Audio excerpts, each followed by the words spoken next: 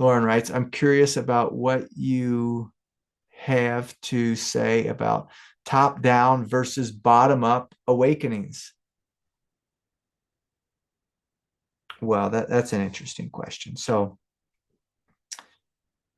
Lauren's speaking about, Kundalini type awakenings, but this can be true. This can be true with regular non-dual awakenings as well. So when people awaken top down, there tends to be a lot of light that comes into their head, and it can be just really disorienting. And there can be lots of energies of disassociation and, some of the bizarre side effects, the bizarre realms of psychosis, to use that word loosely, would be derealization, depersonalization. And this is where you start to see your life. You see your life, from like this cold, dead, witnessing perspective. And it can be very shocking for individuals. It can be very frightening because one of the things that happens sometimes, is when it's a top-down awakening, is the heart's not online. And so you can feel like a robot, or you can feel like you are not real, because there can almost be like this feeling of disconnection from your soul. And again, someone would say, well, why would that happen during an awakening process? Just sometimes when a lot of light comes into an individual all at once, or a lot of space, well, some of us, if we're not grounded, if we're not rooted, if our human psychological nature is not healthy, if we have a predisposition for mental illness, well, sometimes the psyche can split and crack and things can get nutty. And so the big thing I've seen with people who have top-down awakenings is there can be a high degree of depersonalization and derealization, and just like, again, a feeling of I am only empty space, or I'm in the void.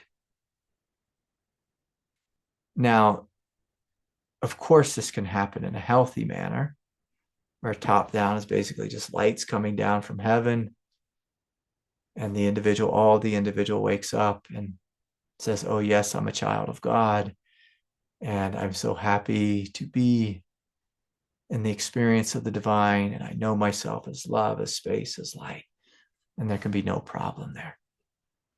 Now with a bottom-up awakening, just, to have a little fun, bottom-up awakenings often tend to be really physical and can be really painful. And one of the reasons is because all that light of Kundalini Shakti, or just the light of spiritual realization, has to cut through the densest aspects of our chakras, the densest aspects of our human psychological nature, through our real fight or flight response, our fear response, our sexual nature, our animal nature. And so there can be just like a lot of density, and it can feel really unpleasant. And so my Kundalini woke up, bottom up, and it was very painful physically, very painful physically. But again, if one has trust, if one has faith, if one's a good meditator, if one, practices yoga and creates a sense of inner flexibility, the bottom up awakening, it can be, I don't want to say no big deal. It's always a big deal, but it can be less problematic. Everything is less problematic if you are prepared. If you're prepared.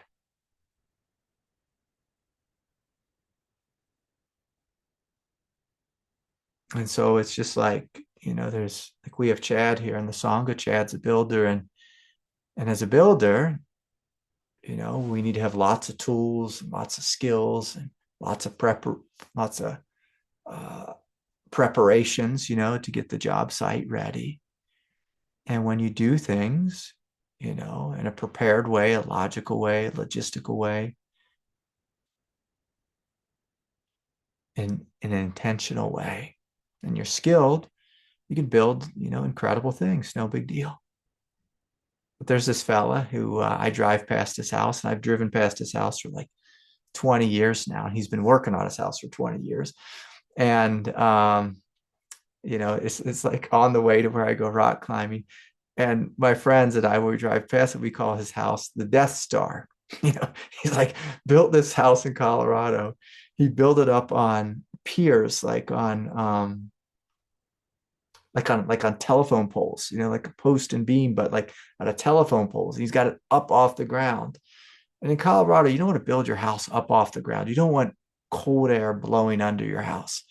And he just like builds on it this like Looney Tunes, Dr. Seuss kind of way, with all these decks and all these bizarre pitched roofs and all these different building materials. It looks like a mess.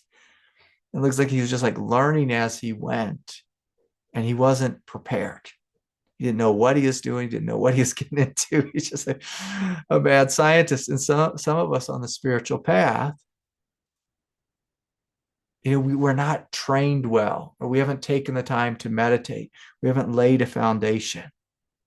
We don't have a good relationship with a spiritual teacher or a guide. And so then our path can be really messy. Like I've met a lot of people who just like off the couch, they're just, not a spiritual bone in their body, just like, I'm going to go do ayahuasca. And then they have a top-down spiritual awakening.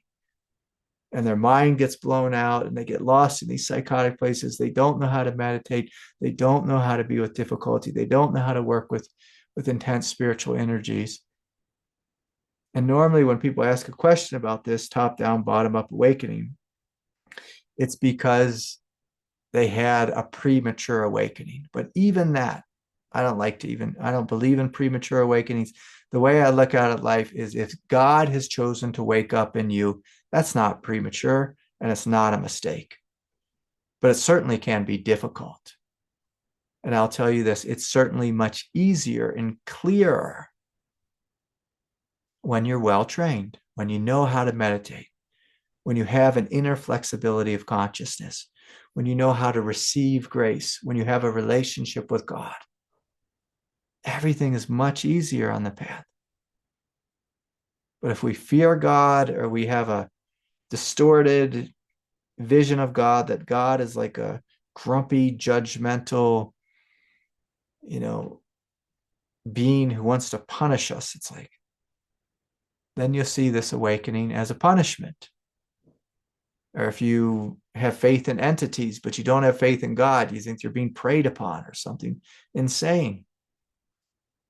And so it can be really helpful, whatever type of awakening